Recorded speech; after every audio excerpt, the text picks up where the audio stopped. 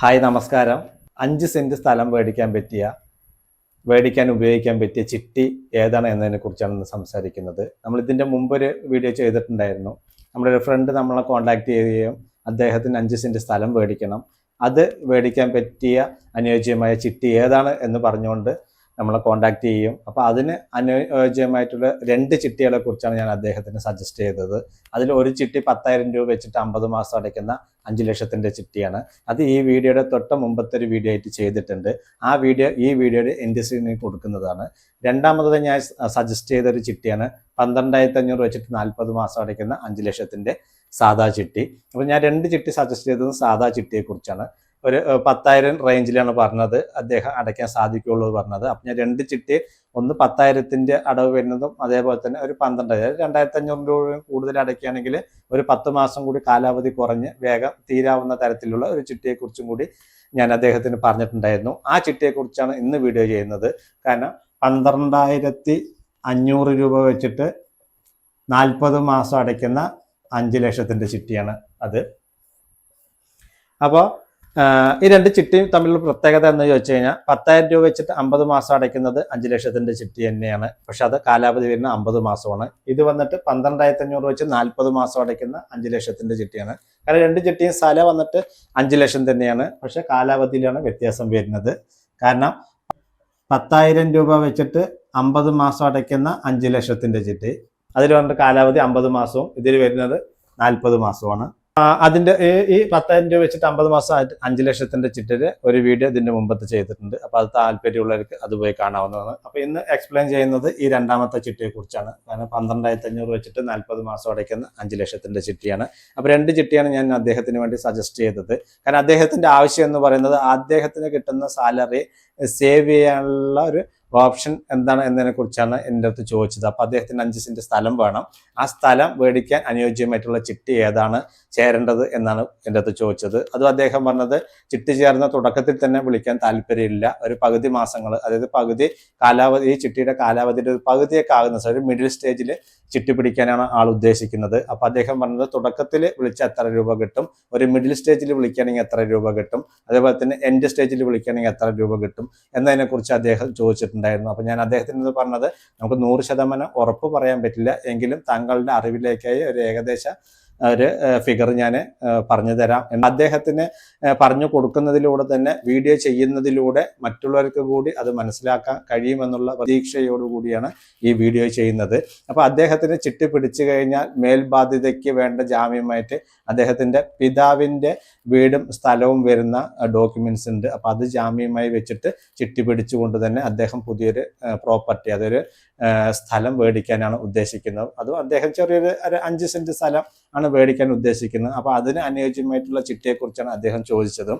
കാരണം എന്താ വെച്ചാൽ കിട്ടുന്ന സാലറി പല വിധേനയും പല തരത്തിലും ചിലവായി പോവുകയാണ്. അപ്പോൾ അത് എങ്ങനെയെങ്കിലും സേവ് ചെയ്യണം. സേവ് ചെയ്യുക പറയുമ്പോൾ ക്യാഷ് ആയിട്ട് കിട്ടുന്ന സമയത്ത് പല രീതിയിൽ അത് ചിലവായി പോകും. പക്ഷെ നമ്മളിങ്ങനെ ഒരു പ്രോപ്പർട്ടിയോ അല്ലെങ്കിൽ വേറെ എന്തെങ്കിലുമൊക്കെ മേടിക്കുന്ന സമയത്ത് നമുക്കതിൻ്റെ EMI കഴിയുന്ന സമയത്ത് അത് നമ്മൾക്ക് അസറ്റായിട്ട് മാറുകയാണ്. അതാണ് അതിൻ്റെ ഒരു പ്രത്യേകത. കാരണം ഇതുപോലെയുള്ള നമ്മൾ പ്രോപ്പർട്ടി മേടിക്കുക, അല്ലെങ്കിൽ ഇപ്പോൾ കാറ് മേടിക്കുക, അല്ലെങ്കിൽ ഒരു വീട് പണിയൊക്കെ പറയുമ്പോൾ നമ്മൾ പെട്ടെന്ന് അത് വിൽക്കാനോ അല്ലെങ്കിൽ ഒന്നിനും നിൽക്കില്ല. കാരണം നമ്മൾ മാക്സിമം അഡ്ജസ്റ്റ് ചെയ്തുകൊണ്ട് തന്നെ നമ്മുടെ സാലറിയിൽ നിന്നുകൊണ്ട് തന്നെ ബാക്കിയുള്ള കാര്യങ്ങളെല്ലാം ചെയ്യാൻ ശ്രമിക്കും. അതേ സ്ഥാനത്ത് നമുക്ക് വേറെ ഒരു EMIയും ഇല്ല എന്നുണ്ടെങ്കിൽ തന്നെ നമുക്ക് കിട്ടുന്ന സാലറി അത് പല വിധേനയും ചിലവായി പോകും. അപ്പോൾ നമുക്ക് 12,500 വെച്ച് 40 മാസം അടയ്ക്കുന്ന 5 ലക്ഷത്തിൻ്റെ ഒരു ബേസിക് ആയിട്ടുള്ള ഒരു കാര്യങ്ങൾ നിങ്ങളുടെ അറിവിലേക്കായിട്ട് ഞാൻ പറഞ്ഞു തരികയാണ്. അപ്പോൾ മാസത്തിൻ്റെ അടവ് വരുന്നത് 12,500 കാലാവധി വന്നിട്ട് 40 മാസമാണ്. ചിട്ടിയുടെ സ്ഥലം വന്നിട്ട് 5 ലക്ഷം രൂപയാണ്. ഈ ചിട്ടി 30% താഴ്ന്ന് മിനിമത്തിനാണ് വിളിക്കുന്നതെങ്കിൽ ലഭിക്കുന്നത് 3,50,000 രൂപയാണ്. അതേ സ്ഥാനത്ത് മാക്സിമം 4,75,000 ലഭിക്കുന്നു. ഈ ചിട്ടിയുടെ പ്രത്യേകത എന്ന് പറയുന്നത് 30% താഴ്ന്ന ഈ ചിട്ടി മിനിമത്തിനാണ് പോകുന്നതെങ്കിൽ രണ്ടാമത്തെ അടവ് വരുന്നത് 9,375 കാരണം 3,125 രൂപ വെച്ചിട്ട് ഡിവിഡൻഡ് കിട്ടും. ഈ ചിട്ടി 30% താഴ്ന്നു പോകുകയാണെങ്കിലാണ് 9,375. ചിട്ടി വെളിയാകുന്ന സമയത്ത് ഈ അടവിൽ വ്യത്യാസം വരും. അത് 10,000 രൂപയോ 11,000 രൂപയോ 12,500 ചിട്ടിയാണ്. അപ്പോൾ 12,500 രൂപ വരെ അടയ്ക്കാൻ ബാധ്യസ്ഥരാണ്. അപ്പോൾ അങ്ങനെ വരുന്ന സമയത്ത് ഈ ചിട്ടി നമ്മൾ ചിട്ടിയിൽ ജോയിൻ ചെയ്ത് ആദ്യത്തെ മാസം മുതൽ ഏകദേശം ഒരു 15 മാസത്തിനകത്താണ് നമ്മൾ ചിട്ടി പിടിക്കുന്നതെങ്കിൽ നമ്മൾക്ക് ലഭിക്കുന്നത് 3,50,000 മുതൽ 4 ലക്ഷം രൂപ വരെ ലഭിക്കാൻ സാധ്യതയുണ്ട്. അതേ സ്ഥാനത്ത് 15 മാസം മുതൽ 30 മാസത്തിനകത്താണ് നമ്മൾ വിളിക്കുന്നതെങ്കിൽ 4 ലക്ഷം മുതൽ 4,50,000 രൂപ വരെ ലഭിക്കാൻ സാധ്യതയുണ്ട്.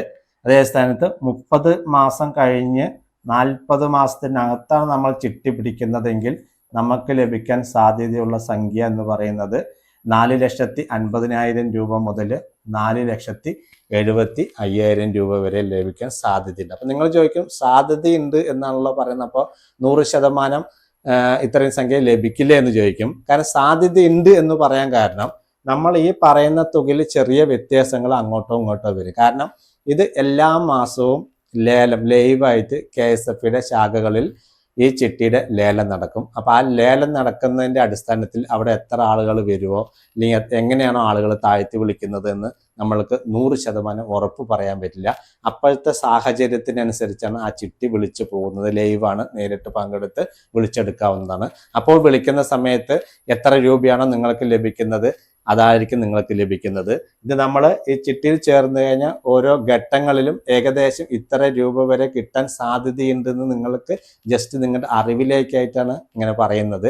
അപ്പോൾ ചിട്ടി ലൈവായി ലേലം നടക്കുന്ന സമയത്ത് അപ്പോഴത്തെ വിളിക്കനുസരിച്ചാണ് നിങ്ങൾക്ക് ഈ എമൗണ്ട് വിളിച്ചെടുക്കാൻ കഴിയുക. ഇതാണ് ഈ ചിട്ടിയെ കുറിച്ച് പറയാനുള്ളത്. അതേപോലെ തന്നെ ഈ ചിട്ടി എന്ന് പറയുന്നത് കാലാവധി 40 മാസമാണ്. അപ്പൊ നമ്മൾക്ക് ചിട്ടി വേഗം 40 മാസത്തിനകത്ത് വേഗം തീരുകയും ആ എമൗണ്ട് കൊണ്ട് ഒന്നില്ലെങ്കിൽ നമുക്ക് സ്ഥലം മേടിക്കുക, അല്ലെങ്കിൽ ആ പൈസ ഉപയോഗിച്ച് നിങ്ങൾക്ക് എന്ത് വേണമെങ്കിലും ഒരു അസറ്റ് ആക്കുന്ന രീതിയിലുള്ള എന്ത് വേണമെങ്കിലും മേടിക്കാൻ കഴിയും.